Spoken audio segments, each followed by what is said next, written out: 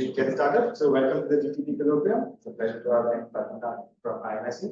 My talk is titled Beyond Baryons and Mesons, so that is QCD perspective. Then we request me manipulating this speaker. Okay, so I think many of you know Padmanath well. Those who do not know Padmanath, we were a student here at 2014. Yeah. So we worked with him, and then he went to the University of Graz. After that, he went to the University as a Knighting Fellow. Then he had a postdoc in the University of Chennai. Now he had a IMSc. He is an expert in lattice calculation of hadron spectroscopy, sending exotics. So today we will be talking about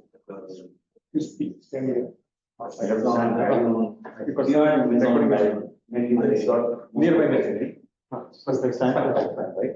And will give us the perspective from lattice how to understand the scores. So, but not wrong. Thanks, Nirmaya and Prof, for this kind introduction. It's nice to be back in here after my years. I see you in your faces. Really happy to be here. Today we're going to talk about some unstable particles or excitations that we believe that it has their existence is strongly driven by strong interactions, but we still lack a proper understanding of what how we are made of, and that's why I made the title called Beyond Baryons. If you don't understand what I say, I hope that you slowly understand my slides and talk about what I'm trying to come. All right, so I start with building some context from a historical perspective. So most of our understanding of atomic and subatomic structure over the years, over a year of more than a century, starting from the Thomson's discovery of electrons up to short years later. And also one of the main highlight in this timeline is that there was this discovery of Lamb-Shift that really was like a whistleblower for the development of quantum electrodynamics. So this timeline basically gives you an idea that how much it is important or what is the interplay between decision spectroscopy and theoretical development that actually helped us understand what is the field that is doing. And today we know that actually strong interactions and their effective degrees of freedom, which are generally called as atoms, falling into subfamilies called mesons and baryons, is driven by some theory called quantum thermodynamics. And we believe that actually most of the baryons and mesons that we get to see in nature are primarily made of a three-quark kind of nature or a quark-antiquark kind of nature. But this theory of QC doesn't really, the fact that actually these are like composite structures means that there could also be excitations in these kind of particles, which means that there could be some excited high energy particles that might exist. And QCD also, the theory of QCD also doesn't really prohibit formation of molecular states like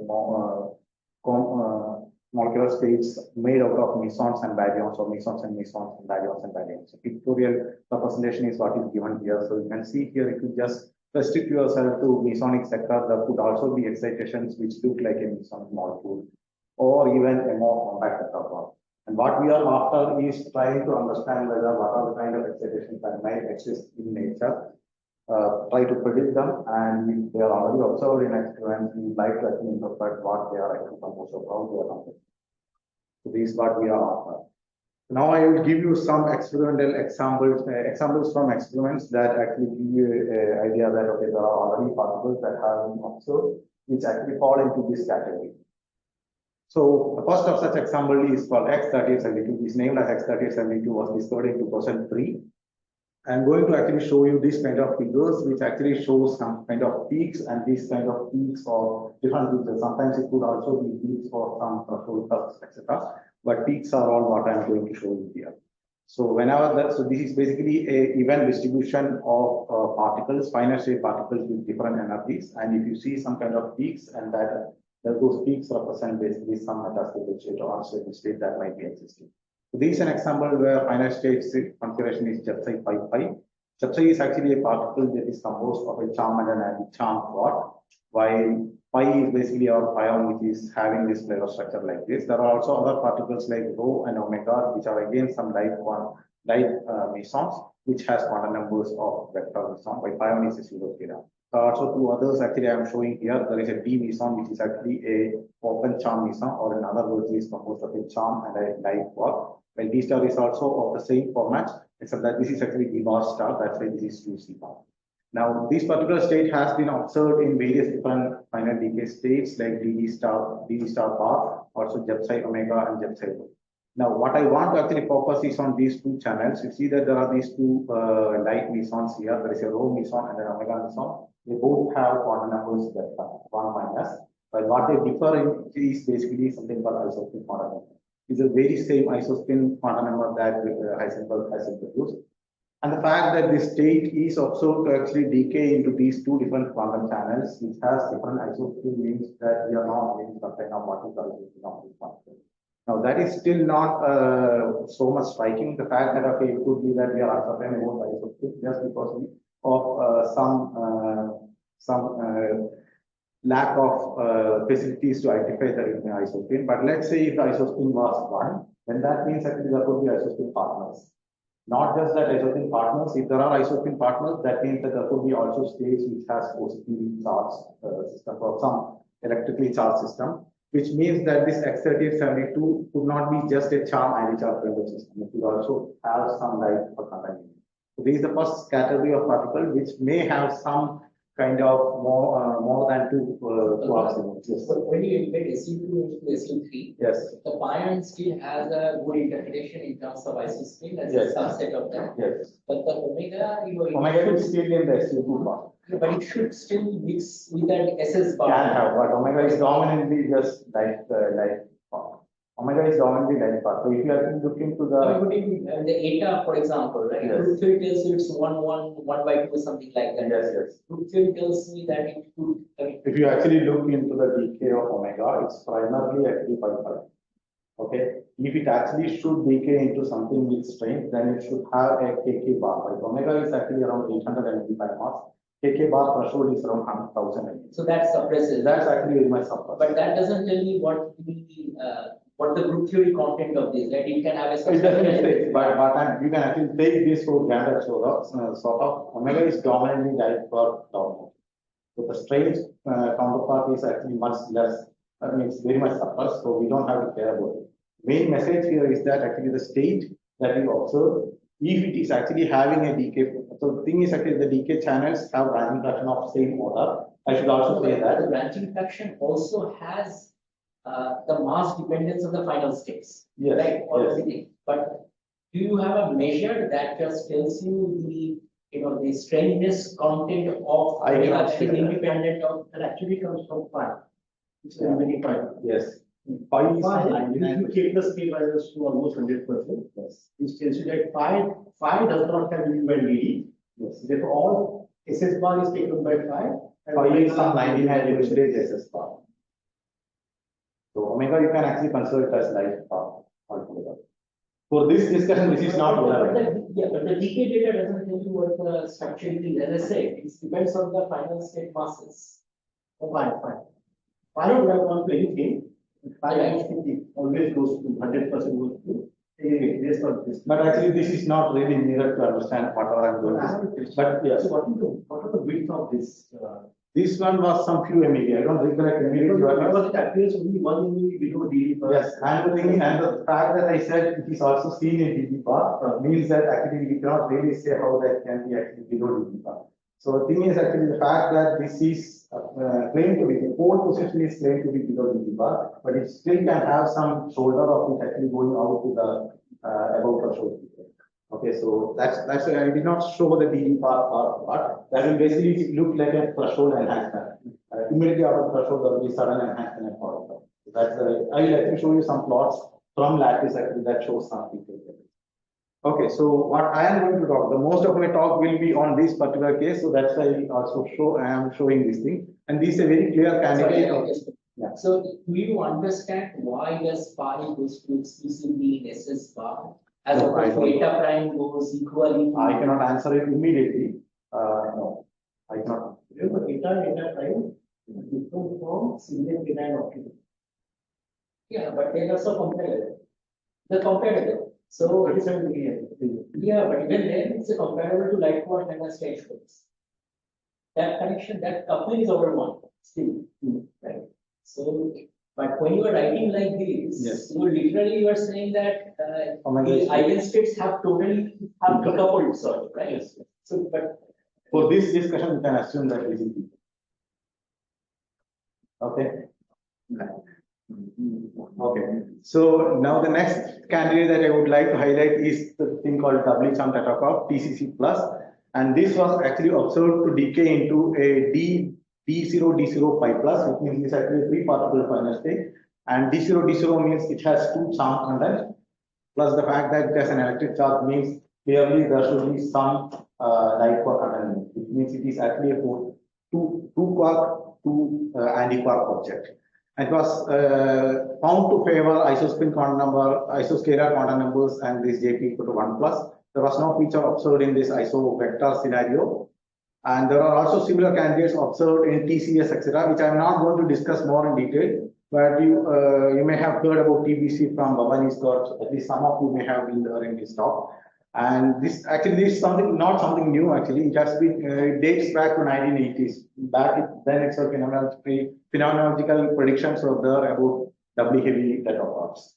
So I will actually discuss a little bit more later on my slides. So these are many other candidates, just to give you a feel that these are not just the two candidates, but there are many candidates that exist that we have discovered, and actually claims that actually means we believe that they have something more than just normal baryons and mesons. So this is the case that I showed in the previous slide, PCC. There has been candidates like at mass around 6900. This is relatively old. 2020 is not that old, but still this is relatively old because there are new features that has been found around 6300, etc. These are the candidates that were observed in JEPSI nucleon final state. There has also been state that was observed in JEPSI lambda, which claims that actually these states that are observed, these peaks that are observed here could be pentaquark kind of systems. And the interesting thing is these all appear close to certain thresholds, so it could also be some molecular state. We don't really know what they are.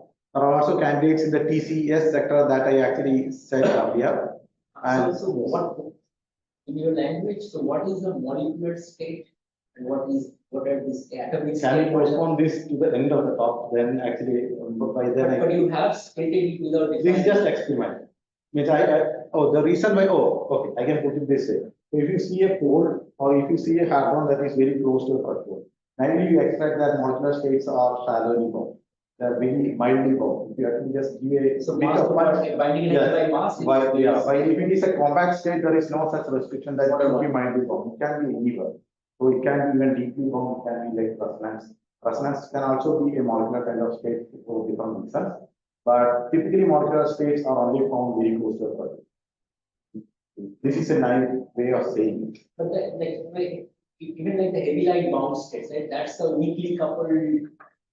Heavy light bound state of what? Let's say D bar U or something like that. That's actually meson. Yeah, but it's still a weakly coupled bound state. Yes, here actually you see very small, and so it's how do you define the bound quark mass? state. How do you define the quark mass? How do you define the binding energy? It's just NB minus NB, capital B minus NB. But that is actually normalization to scale dependent, right? Here I'm talking about hadron masses. Okay. Even BB bar Yes. system, right? That's still a weakly coupled system. Yes. Right. Or BB bar. BB bar. Yes, yes. So Okay. there I can still have a definition of what B quark mass means and Yes, what but you still cannot say that this is actually a molecular state, because when I say molecular state, Yeah. you have two objects that are actually charged in that respective interactions, and they interact via some random. So they have their own existence as They well. have their own Okay. existence. Yes, understood. Okay. Okay. So there are many such states, and there is a list of various different discoveries that are made by just LSCB, and these basically discoveries over the period of years, and they means many of these were actually reconfirmed or the peaks that were already observed were actually resolved much better to find that there are two peaks, not just one peak, etc. So you can find many such categories. You can see here that there are these pentaquark state, these tetraquark state of different categories, etc. that were observed just from LSC itself. All right. So in the charm why I show this charm is because actually charm region is more rich in this kind of category of excitations. If you take a light quark sector, or if you take bottom, or if you take charm, out of around 50 such candidates, more near to 40 fall into the charm region, into the energy region where charm is relevant, where charm quark is relevant. And you can actually see that there are various magenta states shown here. Those fall into, this is actually from 2017, but the plots, relevance of the plots still is there. So, and most of these states are actually understood, or people try to understand this based on some potential model where one actually assumes that there are certain kind of constant force and some interactions in them and try to actually predict certain what will be the mass of the state.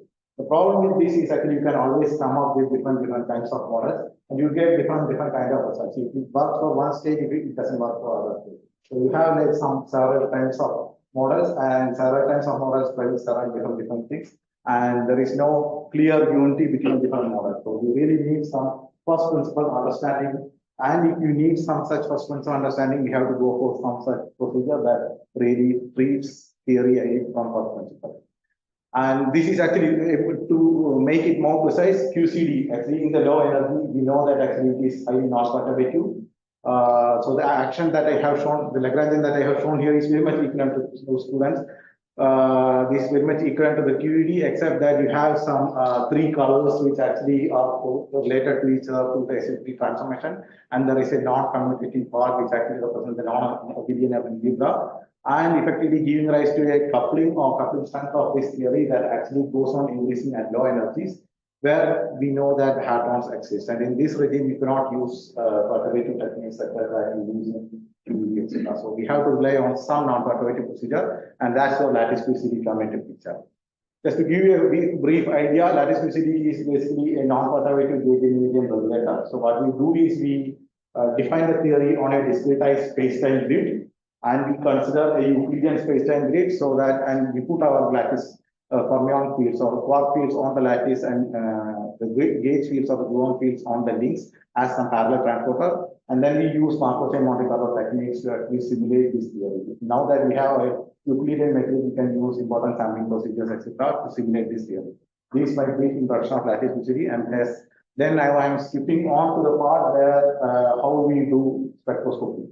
So what we are aiming at is to extract the energy spectrum in the theory. And if you need energy spectrum in the theory, what I'm trying to say is that we are trying to extract the energy levels in the theory. So if we need to extract energy levels in the theory, we can just look at 2-point correlation functions in the theory. And if you actually consider a spectral decomposition of the 2-point correlation function, we know that in Minkowski space, it is simply a sum of exponentials e raised to I energy of something and I. And in the Minkowski, and in the Euclidean space, since we actually are dealing with Euclidean space, that sum of exponential translate into this format, e raised to that I is squared, which means that we have our 2-point correlation function defined for certain quantity. I will actually come to the psi bar psi in a moment, but our 2-point correlation function is simply a summation of different exponentials with some coefficients in front. Now, here I have taken an example of baryons. So we can actually, in principle, consider any kind of probes, any kind of operators that is of interest. So if you are interested in pseudoscalar quantum numbers, then we basically construct this kind of operator. We can also construct many different kind of operators that has the same kind of quantum numbers. We could also consider other quantum numbers like vector or baryonic quantum numbers, etc., and construct such operators and evaluate these correlation functions on the theory and try to extract the spectrum by studying these coefficients in the electrons. And this is exactly what spectroscopy, this is exactly how spectroscopy proceeds. So this can also include multi-particle states. This can include multi-particle state. You can also, this can include multi-particle state. You could also consider operators. Mathematically, it should have multi-particle states. It can, as long as it couples. If the operator can couple, then it will contain. No, but any of the state you take as a one-particle state in N, yes, there is going to be 2, 3, 4 multi-particle states. You can also have infinite particle states. Exactly. So in general, this, but you are only including the one-particle states. No, I am coming to that. So here I just give an example because one particle is easy to demonstrate. multi-particle becomes more complicated, and I won't discuss about how we include multi-particle state, but I will just give a brief idea of what is kind of multi-particle state we include. But here I just take an example, which is the simplest case, and we basically try to study this behavior of correlation function. And since it is just exponential of minus et, this is actually a real quantity, we can just look at large times of this correlator. Just look at the large times of this correlator and its exponential, utilize its exponential feature and try to fit it at very large times to get that number. Okay. Here what I have plotted is just a manipulated quantity where I actually took some ratio and took a log of that ratio. That will give me a quantity which is equal to, which is referred to as effective mass, that basically is proportional or equal to the DC result. Okay, so you can actually see that if at very last times, if this is the only quantity that is remaining, then log of this will basically give you log of ratio of this quantity will give you a plateau here. Okay, and this is the way we can, at first hand, we can identify what is the mass of the state. And now the thing is, okay, now it is clear that we can extract the mass of the state from the largest behavior. But what I am really interested in is in the excited states. Why I am interested in the excited states will be clear when I reach the next later future slides. But I am interested in the excited state, which state that both gathered. So what can we do is what I am actually going to explain very briefly. Instead of just considering just one correlation function, what you can do is you can consider correlation matrices. You can construct correlation matrices. How do you construct that? Instead of using just one probe or one interpolator, you can consider multiple different interpolators that has the same quantum number, and then construct correlation matrices out of it. And since we use interpolation basis, this is actually a two-point correlation function, so we can construct interpolator basis, put it at source, and the same thing dagger at the sink. That means whatever correlation matrix that we get is a Hermitian correlation matrix, which means that we can diagonalize the correlation matrix and the solutions or the eigenvalues of this correlation matrix or the evolution of eigenvalues of this correlation matrix will give you evolution of states in the finite volume. Okay, and studying the evolution, we basically extract the excited state information. Okay, so this is basically a brief tablet of how we actually do excited state spectroscopy. All right, so this way we get excited state spectra. So this is the thought capsule of whatever we do. Now what you see is the excited state spectrum on finite volume. Here I actually show you one of the more complicated plot because I'm going to show this kind of plot again and again so that actually you are familiar with what I am actually presenting. So what I show here on the, so these are basically excited state spectrum as a function of the finite volume extension, the spatial box extension. Okay, so you know that actually we are doing actually calculations on a finite volume. This lattice calculation, we cannot actually consider a finite volume. Since we are living on a finite volume, that means actually the spectrum is discrete, first of all. Second thing, the discrete spectrum is also dependent on the finite volume. That means actually there will be some variation depending on the volume itself. And what I show is actually a spectrum for two meson spectra. Okay, so here is an example of two meson operators that we have used. Okay, so what we do is, so M1 is, for example, that psi bar gamma phi psi that we have used. We can equivalently use psi bar gamma phi psi or some other operator, two meson operator. And if you are interested in a two meson operator with certain particular lap phi momenta, you can construct such operators in this format. Okay, given the fact that actually this is satisfied. So this way we actually extract finite volume spectra. All these different points represent the simulated finite volume spectra at two different volumes. We are interested in volume as well. So we simulate this theory on two different volumes so that we can also investigate the finite volume dependence. Other thing that you can note here is that there are several lines here. Let's say if you have two particles that you put inside this finite volume, if they are non-interacting. If they are non-interacting, then basically that means we can simply extract the finite volume spectrum by just studying dispersion relation of single particle and just extending it for two particles. I will give a clear expression for that later on. But here is an example of excited state spectrum that we have extracted from the lattice. Now, there are also some cryptic text that we have put here. In the infinite volume, our good quantum numbers are JPC. Okay. But in finite volume, JPC is no more good quantum number. The good quantum numbers are basically the irreducible representation of the symmetric group of the finite volume that we are considering. Okay, and for those who are familiar with the irreducible representation of the octahedral group, you might be recognizing this P1 plus, A1 minus, T minus, and T2 plus. Okay, the plus and minus are referring to the parity because in the rest when parity is still a good quantum number. Well, there are also other errors that we have shown. But we could also consider all different kinds of errors, but we just chose certain errors that are relevant for the channel that we are trying to study. That's why we have only a subset of errors that are shown here. There are certain numbers here. So these are basically the lab frame momenta that we have considered. Why is it interesting? So lab frame momenta. So in the infinite volume, if you actually try to study a process in one lab frame momenta or in a different lab frame momenta, they can be boosted back and the physics should be same. That is also true in finite volume. I'm not against that. But the thing is, in the finite volume, if you are actually trying to study different lab frame momenta, you cannot simply boost back all the time. It is not general. And for that reason, although this sounds like that we cannot boost back to the rest frame, it sounds like a disadvantage, but we take it to an advantage and utilize the energy levels that we get from this non-zero lab frame momenta to constrain our amplitudes better. All these things will be clear in the next few slides. Now that we have excited state spectrum, what do we do with it? This is what I'm going to explain now. How do we understand excited? How do we understand that there is actually a state exists? There is a metastable state that may be existing in nature. So we have a continuous spectrum of two-particle finite state in the experiments, limited by the resolution of the experiment. And looking at the finite state distribution, looking at the excess or fall in the finite state distribution, we can find out the peaks or sometimes also dips, and from there we can extract the delta, the scattering phase shift. Okay, this I am actually just taking an example of elastic scattering just for one particle. So there is only one finite state scenario and just one partial being considered. So M is the mass of your excited state? No, M is basically mass of individual particles. So threshold is at 2m. So there are two particles scattering of mass m. So 2m is the threshold. Okay, this is just a schematic picture to get a feel of how we do things. Okay, so you should not take this quantity. Now in the finite volume. Talking about this that when you were Yeah. Is that you have when you're dealing with excited state, you have a lot of low line states. So the branch cuts, Not necessarily. Not necessarily. That depends on the channels that is doing.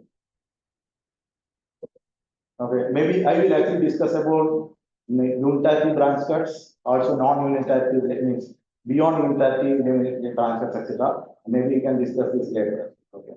So here actually we have, so here this is infinite volume scenario. We have a continuous spectrum of finite state, and we look at the excess or dip in this thing and figure out where there is a metastable state or not. In the finite volume, as I said, now our spectrum is discrete. It sounds like we are lost, and that was exactly pointed out by Mayani test in 1990. But the thing is, you see, you started with a system. We are actually trying to study the system. What we are just doing is that we are just putting that system into finite volume. It is just that our symmetry group is actually reducing into some subgroup. Okay, that doesn't mean that we are losing physics. The physics will still be there. It is just that it is encoded in a different way.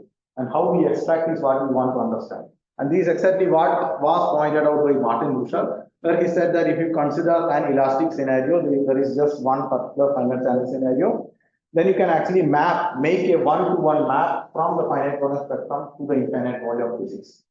Okay, what that map is, I will actually slowly try to motivate you, but this is just a pictorial representation so that you don't really get scared initially itself. Okay. And like I said, actually, if we utilize non-zero momentum frames, non-zero momentum lab frames, like I said, we can take it to our advantage and try to constrain multiple energies, more different energy points, so that we can constrain our amplitude much better. Okay, not just actually multiple moving frames, but we can also try to use multiple different volumes. On the finite volume, we have the freedom that we can choose our finite volume that we are trying to study. So we try to study on multiple different volumes, and then we can actually constrain the amplitude much better so that we can clearly pinpoint where the state is existing in that particular scenario. So this is exactly what we do, and this is exactly how we are actually going to proceed. And the number of excited states here, multiple number of excited states here, help us constrain the amplitude as best as possible. And this is basically what we are doing. And what I'm going to discuss more is actually various different challenges that we go through on the way. Some of the challenges still remain, but some of the challenges we manage to address. All right. So here for experts, actually this study was actually done on 2 different volumes, 2 femtometer and 2.7 femtometer. For now, we can actually forget about lattice spacing because my talk simply ignores any systematic uncertainties. At the moment, we are not at the stage of addressing systematic uncertainties, so we keep aside all the systematic uncertainties. And this calculation is being done. Entire discussion is done with a physical pion mass of around 280 MeV, which is twice the physical pion mass. MK is closer to physical, but still is lighter than physical. And we try to study multiple different D meson mass. D meson is actually a charmed meson, and this basically reflects what is the charmed quark mass that we have utilized in this calculation. So the fact that we have 2 different values for charmed quark mass, we can investigate the whole trajectories or investigate the amplitude dependence on the quark mass on the heavy quark mass that we deal with. All right.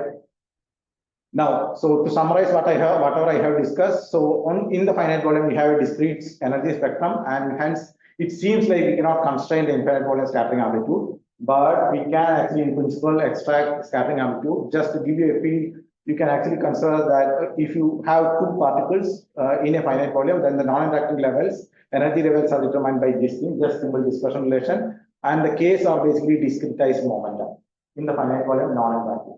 But if they are interacting, then there will be some additional scattering phase shift that will be introduced, which means that this energy will also get affected, right?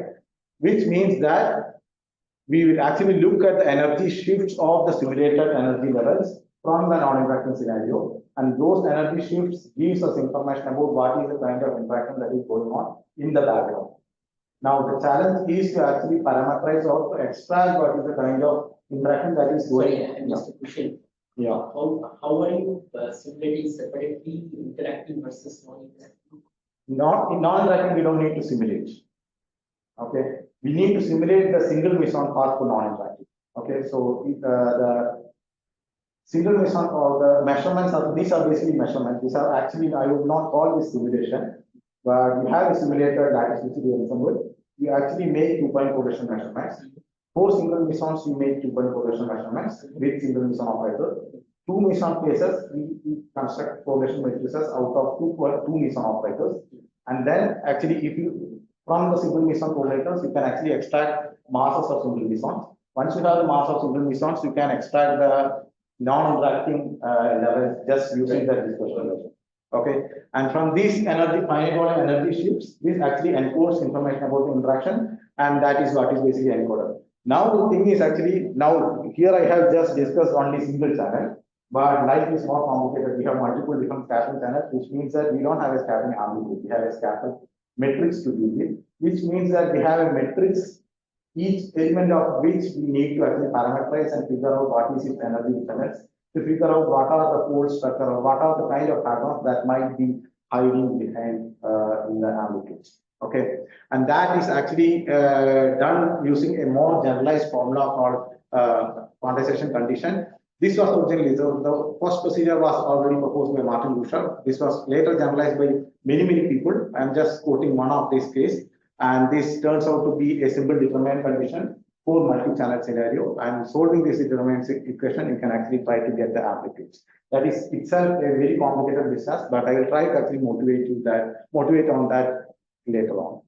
Here there are various different extensions. I'm not going to talk about it. Just in case if you are interested, you can look into this. So basically, people have tried to develop formalism for various different scenario of multi-particle scattering on the lattice and try to find out quantization conditions which we can utilize to extract the amplitudes that will reflect the existence of various atoms. Okay. Now, I would just like to give you the amount of complexity in this kind of calculation. This slide is actually motivated from one of the slides from the Mace lattice talk. Actually, I like this way of presenting it out there. So, if you have actually a state that is actually very deeply bound, so whatever I am showing here as a red line is basically a threshold, 2-particle threshold. When it is actually 2 particles here, it is 2-particle threshold. When there are 3 particles, it is 3-particle threshold. You can actually forget about this. This I am just putting just some of it. So if there is a state that exists that is deep below the threshold, then that basically means it is a stable state and asymptotic state. So when you say that deep meaning in respect to what? The y-axis is energy. But there's a mass here, so you're Okay. Yes. So you can actually consider some strong interaction state. Okay, consider strong interaction state. All the hadrons that I am dealing with, all the unstable particles that I am dealing with, decay via strong interaction state. Which means that if it is even below 1 MeV, that's already bound, depending on its width. Let's say if it has 100 MeV, then 1 MeV is not deeply bound. But if it is more narrow, then it is actually deeply bound. So it depends on stage, case by case, but you can consider its width and then based on that argue. So if your state is such that it is deeply bound with respect to whatever classification that you are making, then it is relatively easy to deal with because actually any kind of there are nothing for it to interact with, and any finite volume correction is basically can be absorbed into some exponential corrections. So let's assume that exponential corrections are irrelevant and we can just extract the mass from that. While if the state is very close to a threshold, or if it is really relevant, if the decay of it is actually longer and it is close to some decay threshold, then it becomes relevant that you have to address what are the effects of these two particle threshold by incorporating some two meson reflectors, etc. And if the state is actually closer to multiple two particle thresholds, then it becomes actually more complicated. You have to use a scattering matrix. You have to parameterize each of the elements in the scattering matrix and try to extract what will be going on in different scattering channels. There could also be coupling between multiple scattering channels, given that quantum numbers are being satisfied on both the cases simultaneously. Situation becomes even more complicated if you have three particles final state scenario, or even four particles for multi-particle But scenario. these are not always quite distinct. You could have a state like a scalar, Yes. which mixes freely with, let's say, quarks. Yes. So then, it doesn't have to be such beautifully separated out. No, I'm not separating out. So any channel that you take, you can actually figure out which category it will fall into. Okay, most of the particles fall into this category. Okay, and what you do is actually you say that okay, coupling to some particular channel is small. Let's assume that that is actually, let's just discard that and just do the analysis with just some singular particle. This is the way we go all the time. We are not yet there to actually really attack, like there is one or two calculations by hadron spectrum collaboration that they have considered 8 different scattering channels, but I believe no other collaboration has even tried beyond a three scattering channels because that's very complicated. All right, so all these actually corrections, when you have some near threshold scenario, will be actually a power law correction, and you have to deal with it.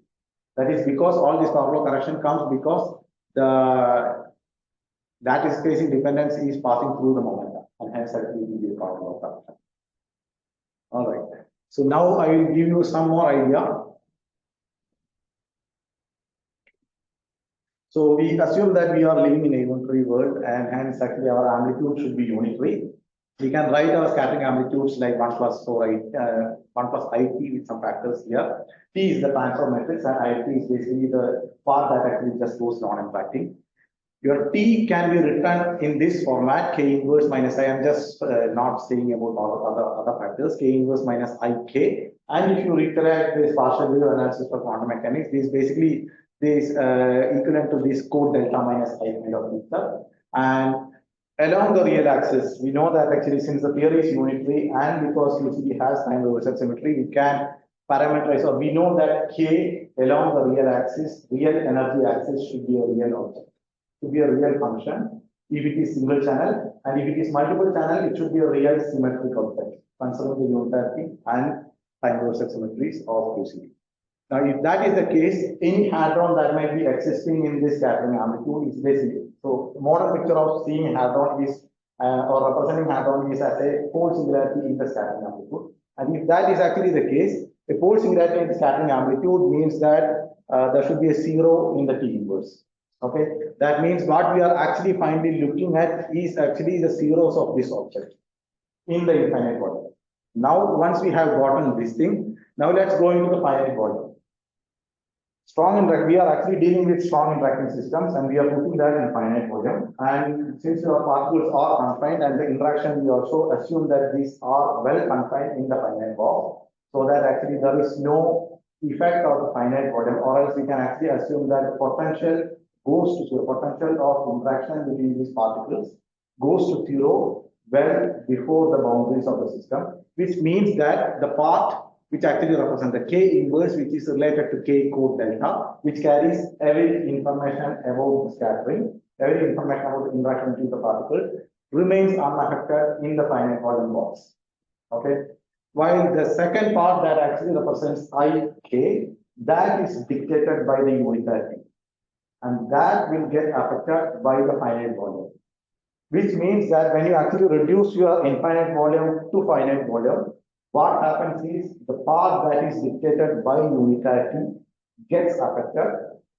And the fact that since we know the unitarity just says that it should be iota k, and the fact that when you reduce from infinite volume to finite volume, there are these remnant symmetries, and we know what are the symmetries, what are the symmetry operations, etc.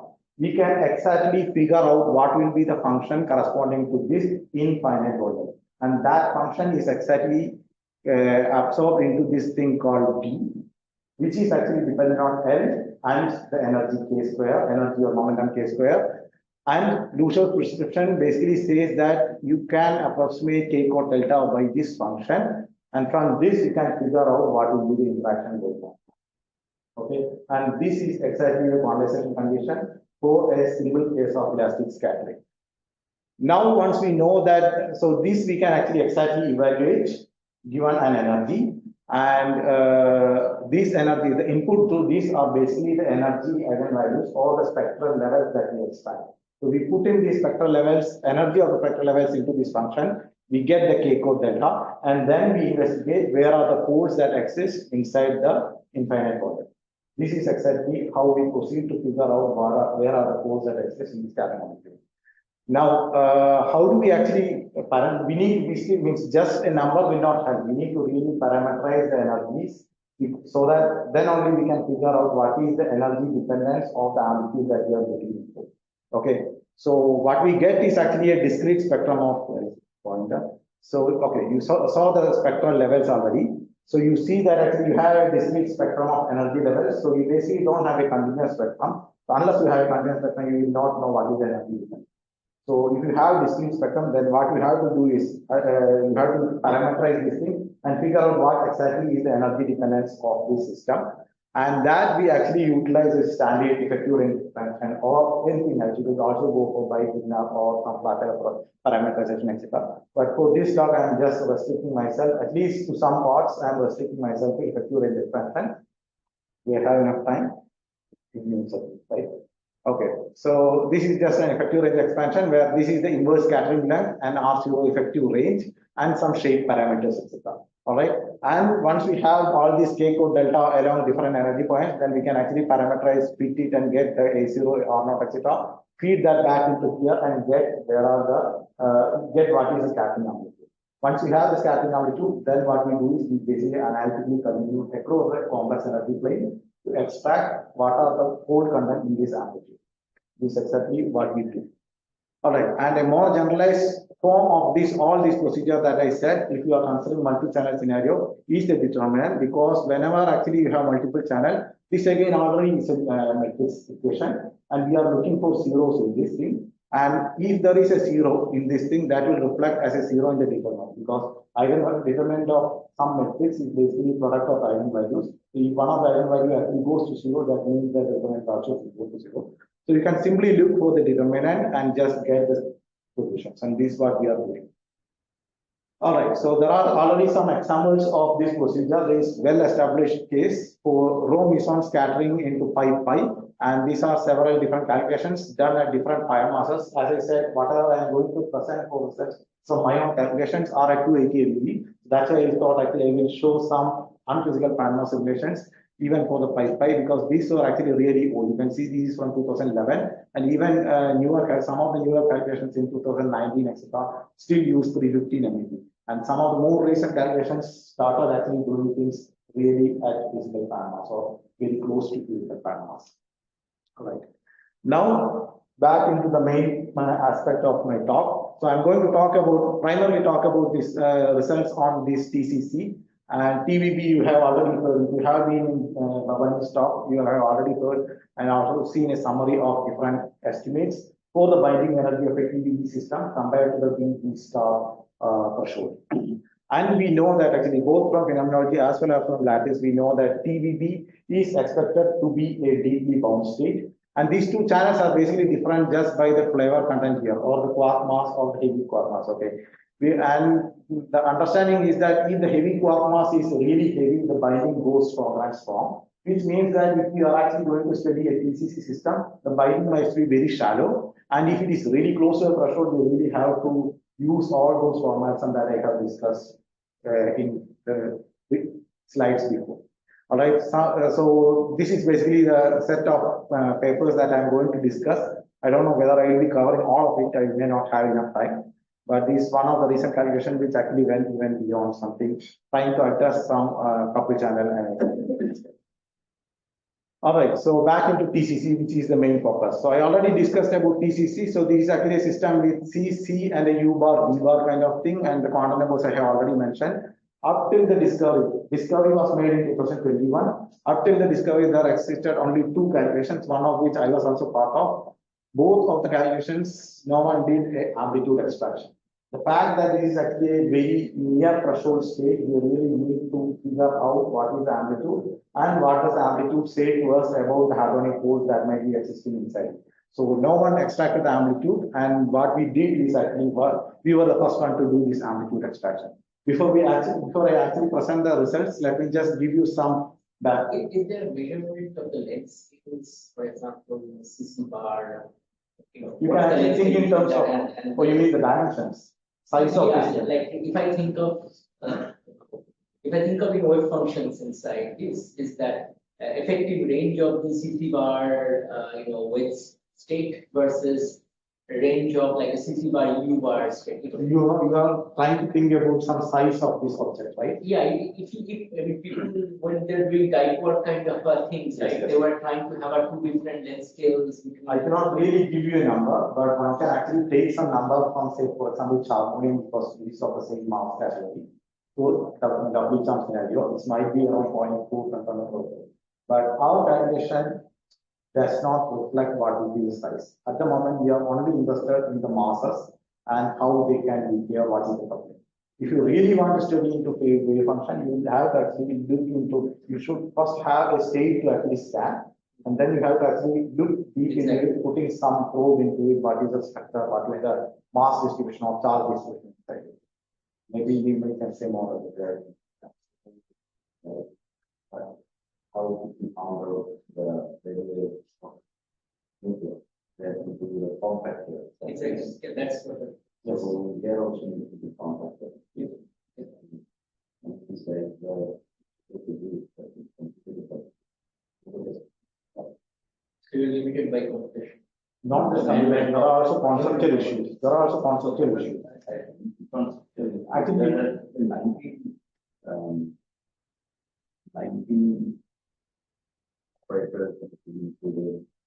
but that actually means that you have to first pass through the amplitude extraction, and it's possible. It is possible, but quite common. And yes, people do it. Yeah. Okay, so let me proceed. So I am actually interested in D star scattering. That is actually the relevant scattering channel with respect to TCC state that was observed. Okay. D star is actually D is a pseudoscalar meson 0 minus. D star is a vector meson 1 minus its quantum number, which means if it is interacting in S wave, N equal to 0 partial wave, then the total angular momentum, so JP value should be 1 plus. Okay. And similarly, what we actually did is we actually collected all the spectrum, finite volume spectrum that are relevant for this 1 plus category. Try to accumulate as many energy levels as possible, but along the way, since we are also accumulating energy levels from non-zero momentum frames where parity is not conserved, where there is breaking of infinite volume symmetries, we will also have to consider some other scattering, some other partial waves which might be of relevance. So for that reason, we consider the lowest two partial waves, which makes our K matrix or K inverse to be a matrix of 3 dimensions. But fortunately, because these partial waves doesn't talk to each other, these are opposite parity partial waves, so they don't talk to each other. We have a diagonal K matrix. So what we can actually do is we can actually try to constrain all these partial wave amplitudes, and then once we have the parameters, then we can investigate what is going on inside individual partial wave. And this is exactly what we do. And I am just going to focus only on the L equal to 0 category.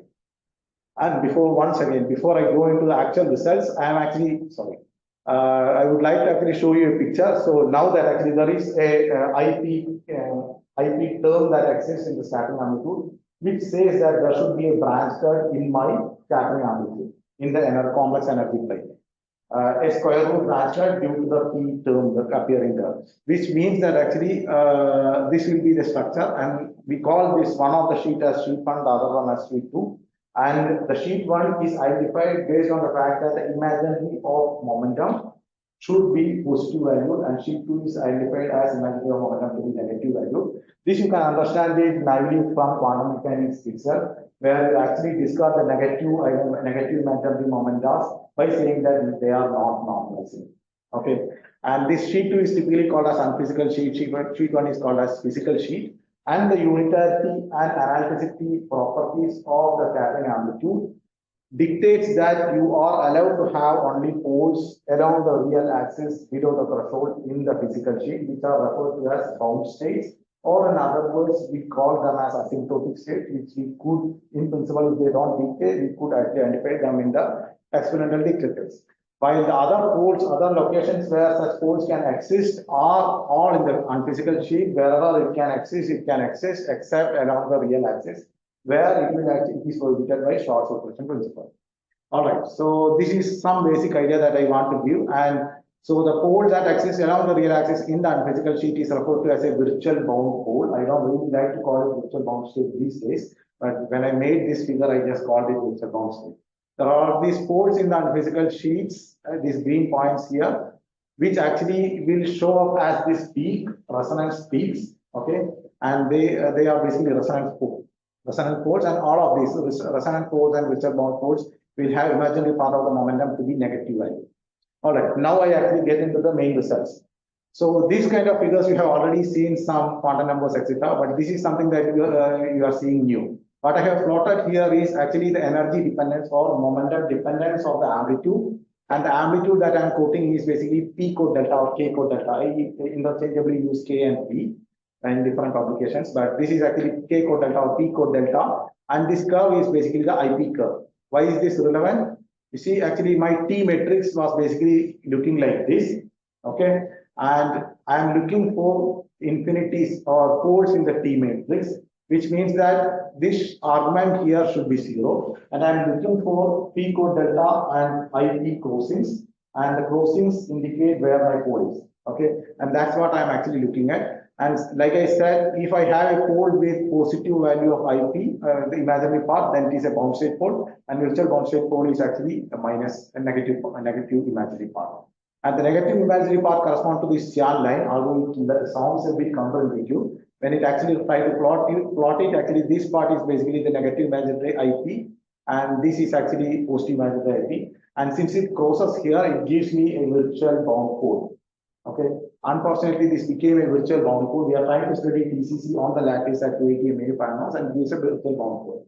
Now, let's not get disappointed. What we can do is we have actually here what I am showing you is the result for a heavier kappa charm or heavier charm quark mass. In other words, like I said, we have also other other charm quark mass. We could investigate what could be happening with other charm quark mass. So we try to investigate what is happening with the other charm quark mass.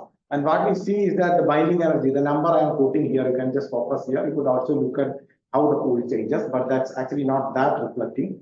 But you can see here, if I use a lighter charm quark mass, the binding of the virtual bound pole gets deeper.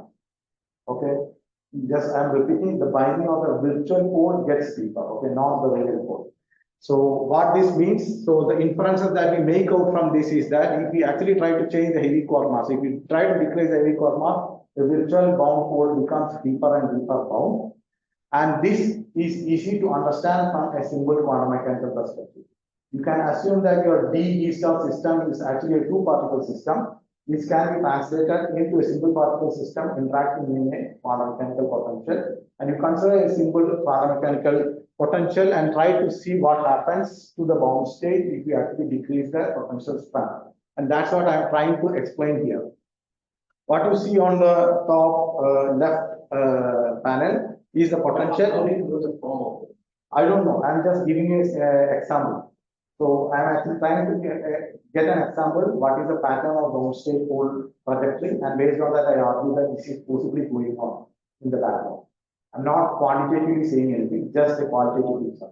But can't you write let's say relativistic effective interaction? Yeah, yes. Go to non-relativistic limit and then. I'm going to say that there are flaws in this calculation. Okay, then you will actually get to know what we are doing for that. So this is just an idea. So we actually found that the pole trajectory actually changes if you actually change the heavy quark mass. The pole trajectory changes at that the virtual bound state becomes more and more deeper. This is actually consistent with the observation by most of the other lattice calculations, also phenomenological calculations, where it says that actually lighter the heavy quark mass, the binding will be smaller. Okay, the binding of the real bound state will be smaller. Here I am talking about the virtual bound state. Or in other words, lighter the heavy quark mass, the strength of interaction goes smaller. Okay, which means that the interaction is getting weaker and weaker, and a deeper virtual bound state means interaction is even more weaker. Okay, virtual bound state is already virtual. We don't really know what it is. It's actually a virtual object. How we see it in experiments, I will actually tell in a moment. So, sorry. Okay. So how we see it in an experiment is basically if there is a pole just below the threshold, that will actually give you a sudden threshold enhancement, and that is what I am actually telling you. And this we have actually verified from our amplitude, from the amplitude that we have expected, and from the fact that we have this kind of pattern that we see from varying with heavy quark mass. We argue that possibly this is what is going on. You can actually consider heavy quark mass dependence is basically related to the reduced mass of this WKB system. So you can actually try to vary the reduced mass and try to see how the bound state changes.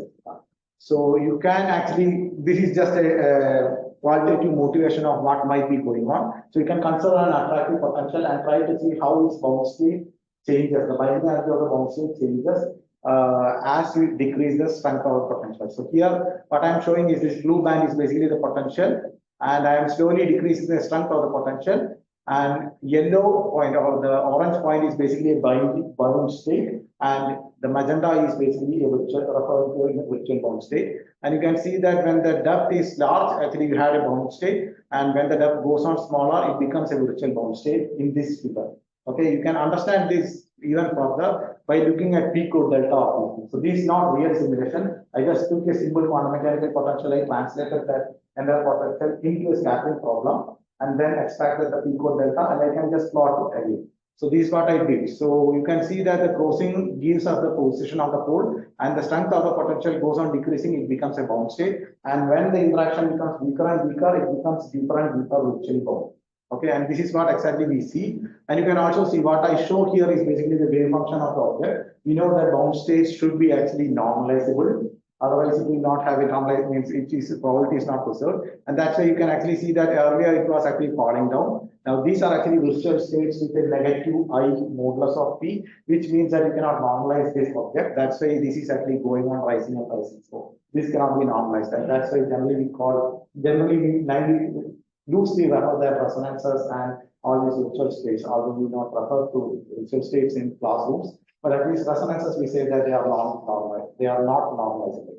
And the effect of that in the experiment is this thing. So if you have a bound state pole, it will still show a bound state pole is an asymptotic state. So obviously, if that is actually bound state, then you should also see that in the collider, detector. But you should also see a supporting threshold enhancement immediately after the threshold, which is also true for the virtual state, except that for virtual state, you will not get to see the asymptotic state. That's the main difference. This much said, now I'm going to say about the flaws in this calculation. I could have actually said this already, but this will not give you a feel of what has really gone through. Just to make sure, so your virtual bound state will basically have a pole in the negative P square. Yes, right? yes. That's all there is. Yes. So in a sense, you could take a local Lagrangian density and try to fiddle with the negative M square. Can that work? I mean, without worrying about how one particle states are created in the Hilbert space, but if I just take that, I'm not sure about this. Okay. So now I am this all fine, right? Any other questions? Okay. So and now I'm going to say about some flaws in this calculation. So there are two major flaws in this calculation. So let's first discuss some phase space issues, then it will be clear what are these flaws. So originally in experiments, we know that pion, which has a mass of 140 MeV, and delta M is basically the hyperfine splitting in the D mesons, D star minus D mass, which is above 141 MeV or 142 MeV, which means that actually D star can decay in the real world, which is indeed true. D star can decay into D pi scenario, which is actually a P wave scattering, P wave decay. And in the physical world, we know that actually this three particle thing is actually lower because M pi is light. So this was the phase space that we had. And the pole position of TCG was here. And this is exactly why we could see the TCC in the three particle final state. But unfortunately, on the lattice, whatever calculation that we are doing are unphysically heavy fine mass. This is because actually if we want to go to physical fine mass, these things become very complicated, very expensive stuff. So we try to deal with heavier fine mass, and that actually changes the phase space altogether. And this is exactly why you have the three particle threshold much higher than the two particle threshold. If this was the physical world, then you would not have actually seen TCC as a peak in the three particle state, but instead an asymptotic state altogether. If it was, I don't know what it is, but you would have seen it as an asymptotic state. Now, more interesting thing is in this particular scenario, what will happen is the fact that three particle threshold is higher. This will also introduce an additional non-unitarity originated non-analyticities along the left hand side. Typically, it is chosen that you can always choose the direction of your branch cuts, whatever way you want. So for these particular cases, conventionally it is chosen that these non-unitarity related cuts are taken to a negative infinity. Had you actually chosen to positive infinity, you will have cuts along all of these axes. You will not be able to do any physics properly. You have a more difficult life to deal with. So typically, actually one chooses that going to negative infinity, and this is referred to as a left-hand cut, a one-pan exchange left-hand cut. I will actually try to motivate this a bit more. Now, in this particular scenario, what will happen is there was a later paper that came out which argued that this position of left-hand cut is really close to the lowest energy levels that we could extract, which means that, okay, maybe I should actually say something more. So I said actually we are using effective range expansion, which is actually a Taylor series expansion, and such Taylor series expansions goes invalid at the nearest point of non-analyticity. Okay, now that we have such pion, one pion exchange left-hand cut, the effective range expansion, if this left-hand cut is close to the threshold, then the effective range expansion is also invalid. But what we can say is that instead of effective range expansion, you can use something else which is not relying on Taylor series expansion. But that is also not the case because there is a second problem that Lucius quantization condition that we have used basically assumes that there are only two particles scattered.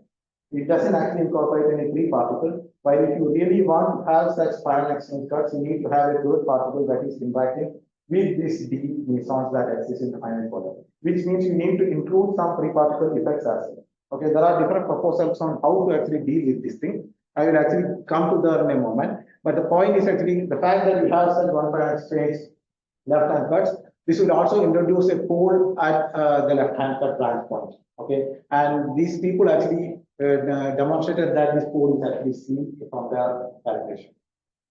And this pole actually, the fact that actually you have such thing makes virtual bound state to become a virtual resonance. So the actual scenario could be virtual resonance, not just virtual bound state. This is what they argue. I think actually I'm probably over time, right? How much time I can take? Couple of minutes. So then I will have to actually quickly rush through. So what we do is actually we basically stop it. Okay.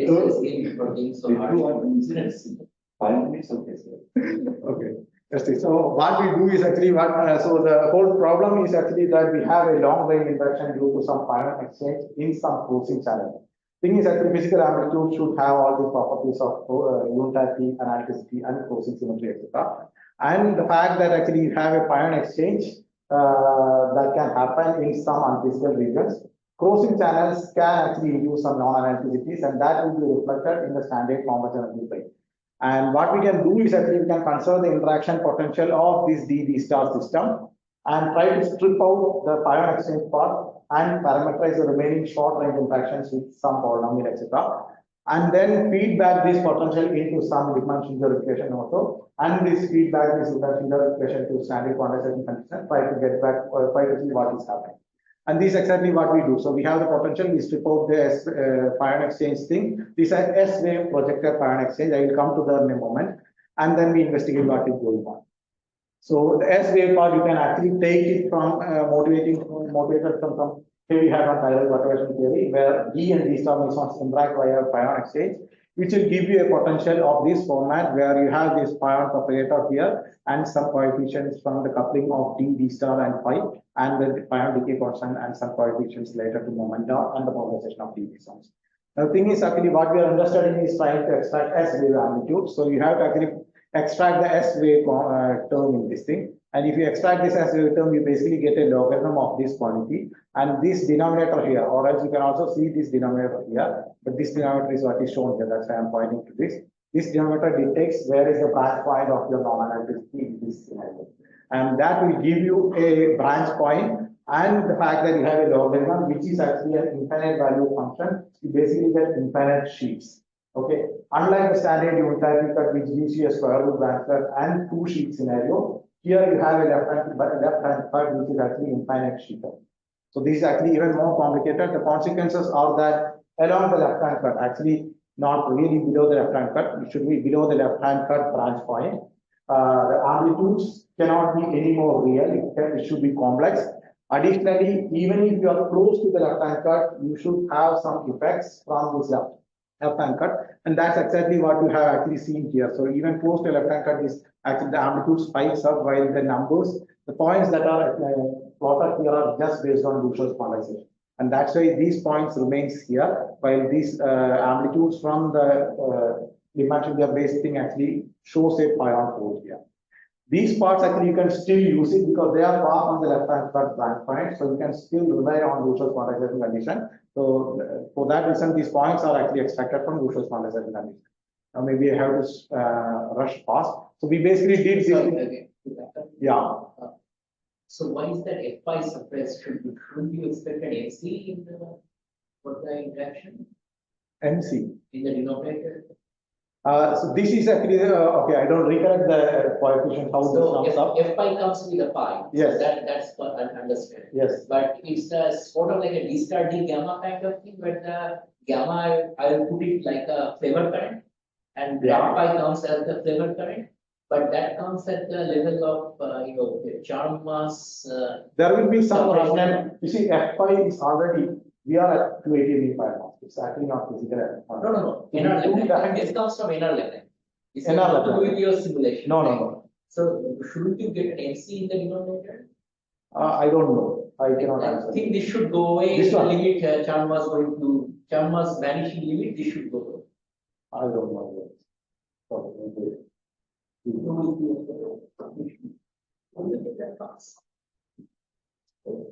MC goes to infinity limit, the 3-point. So that's not quite right. I mean, principle always interact by baryons. Yeah, the baryon comes from the flavor too, right? It's only D0. MC goes to infinity limit, it's only D0, right? That comes. And not the sub. This star one. Okay, maybe I can say this. I don't know about the MC dependence at the moment. Maybe there could be some application. MC is at the moment finite. Although we are using an NR-based algorithm, MC is finite here. We hope that actually the relativistic effects are not that way. Maybe your GC is encoded some. GC is encoded. So the MC is encoded inside. The GC and Fy that you take are not maybe lattice simulated. They are actually based on that explains it. Yes. Okay. So yeah.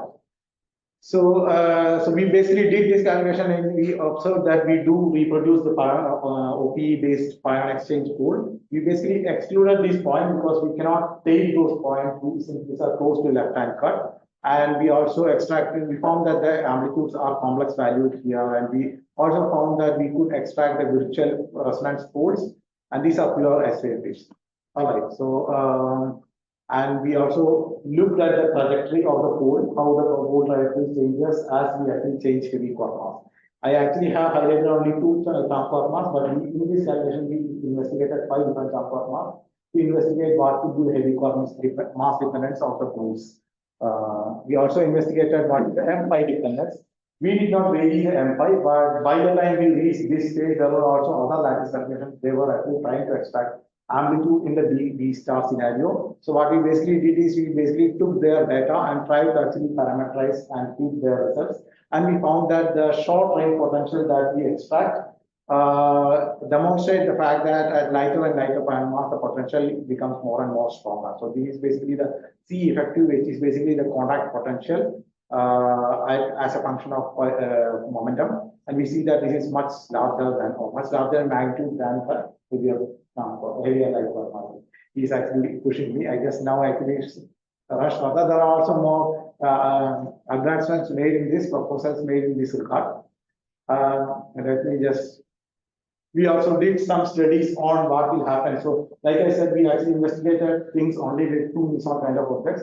But we could also investigate with more compact kind of object to investigate what will be the effect of this thing. And we found that at relatively near to some quark mass, the effect is not that serious. While at the bottom quark mass, these local operators have strong effect, which basically alters the spectrum altogether, which is actually shown here. So you can see these blue and magenta points, and with and without this local kind of operators, with the local kind of operators, it gives totally different downstate, which should not have been the case, but this means that we are not able to actually really extract the ground state properly, which means I should actually skip all of these things.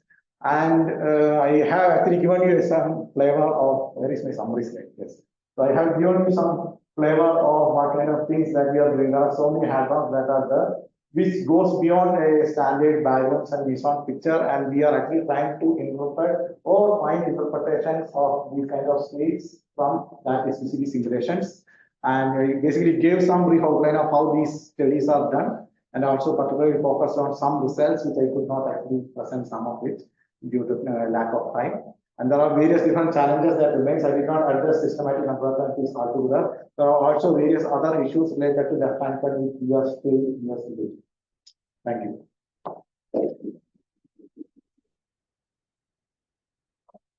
Thanks.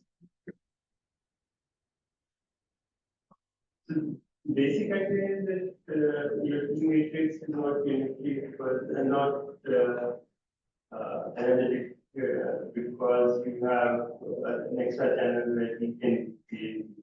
If you just consider 2 particles, if you assume 2 particle scenario, and if you are trying to fit it with some 3 particle, some system that also has some 3 particle thing, then this you that you electron. There is some formalism for three-quark scattering also, right? So yes, yes. So I did not. Thanks for asking. So the thing is, actually, you see, there are more developments that are. Means if you just check into our citations, just in the last year, we got like 40 citations, which is actually very unusual. At least out of all my publications, I never got 40 citations. And 40 means out of these 30+ citations are just on saying how we can actually make this calculation better by incorporating these 3 particles. Okay, so here I actually have summarized 2 different approaches. There are also many more approaches that we'll discuss, for example, in this chiral dynamics of top. One of the approach was actually the following. You actually basically follow the Riemann-Schreiber procedure itself, but in the Lucia formalism, what we do is we actually separate out different channels in something called partial wave basis. This we understand. But like I have already shown you that when you actually do the partial wave projection of this potential, this leads you to this logarithmic flow. But if you don't do partial wave projection, you don't have the logarithmic flow. Okay. So what they do instead is don't go for partial wave projection, just use a plane wave projection. Just the plane wave is your basis and do all your condensation action in the plane wave. There you can actually circumvent this thing. So that you can also include these points that are close to the left-hand cut and still do a better fit. And this what you won't get rid of the T-body. You are actually including the pion exchange term explicitly, right? Oh, I see. Right. This is one way of doing it, but you can still say that there could be 2 pion exchange left-hand cut that could be becoming important. There could also be pion exchange term that is coming from higher channels, which also becomes more problematic. Now, there is another proposal which I would like to actually, which I have actually highlighted here, is a proper free body quantization. There are complications here. So what they actually try to say is that you actually, let's say, put all these three particles and hook up this quantization. Now, if you have three particles interacting, they could be actually passing through even some intermediate particle interactions, which means that if you really need to go with some condensation condition like this, let me see, there is a condensation condition. So you had this condensation condition, just a minute.